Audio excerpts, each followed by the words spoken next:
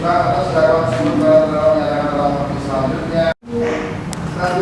para terdakwa penasihat hukumnya mengajukan ahli, yaitu ahli Anhar Sugiarsi. Saya bayangkan juga bahwa dengan tuntutan 7 tahun dengan denda 1 miliar atau subsidi 6 bulan, ya artinya saya yakin putusan hakim juga nggak akan mungkin bisa jauh dari itu. Menjadi keadilan buat suami saya. Ya pasti itu. Gimana tadi putusannya? Putusannya itu terdakwa 1 Muhammad bin Anis Basura itu diputus 5 tahun penjara. Terus untuk Muhammad Syafiq dituntut diputus 4 tahun penjara. Atas putusan itu kami akan mengajukan upaya hukum banding karena fakta yang terungkap dalam persidangan itu tidak sesuai dengan apa yang diputus oleh majelis hakim. Karena fakta yang terungkap dalam persidangan itu tidak ada permufakatan jahat sesuai dengan yang diputuskan, dituntut oleh jaksa penuntut umum. Karena pas dalam fakta yang terungkap dalam persidangan itu Muhammad Anis Basura dan Muhammad Syafiq itu tidak merencanakan terlebih dahulu untuk menggunakan barang itu secara bersama-sama atau membicarakan terlebih dahulu untuk mau menggunakan barang tersebut, dan itu sudah terungkap dalam persidangan melalui agenda pemeriksaan terdakwa, dan terdakwa sudah memberikan keterangan. Dia minta kepada terdakwa 1, Bib, ini gue pakai ya. Dia minta kan, berarti di situ tidak ada permufakatan jahat secara bersama-sama menggunakan barang itu, tapi secara kebetulan saja gitu.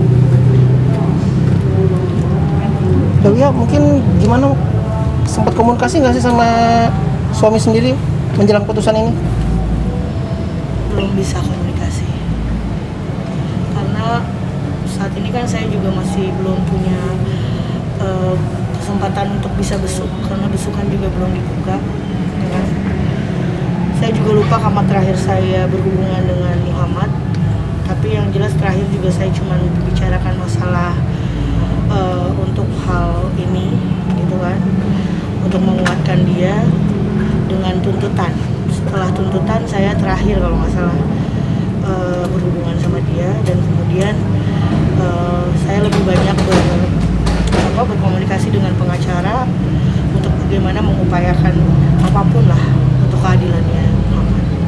Bagaimana tadi mungkin lihat ekspresi suami pasca tuntutan seperti apa? Putusan. Pasca putusan tadi.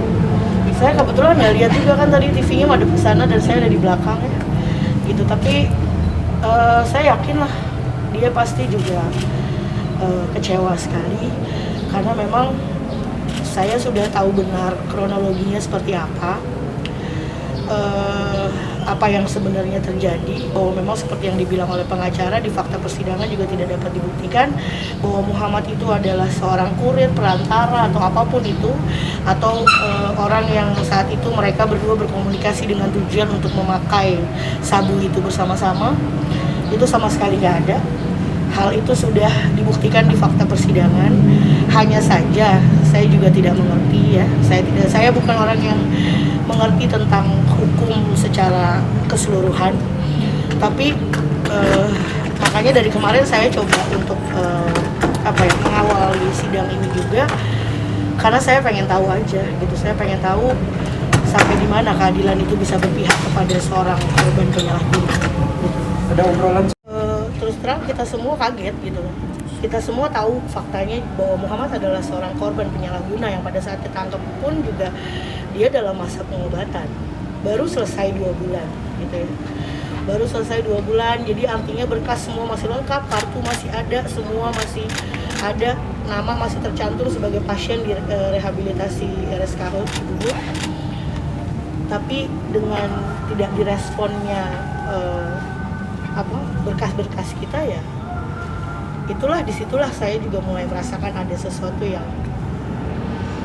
nggak sesuai sama apa yang seharusnya berlaku gitu loh. Artinya apa yang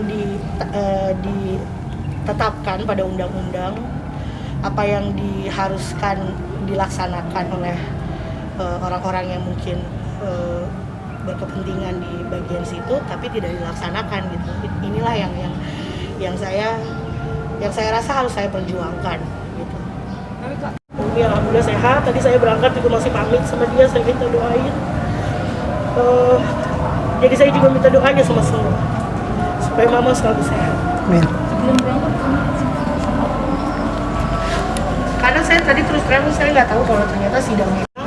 Oh, Nah, kamu yang kuat, yang sabar, jangan bingung. Ada Allah. Itu aja. Sebenarnya terakhir bertemu dengan Mas Muhammad mungkin ada pesan yang disampaikan nggak sih?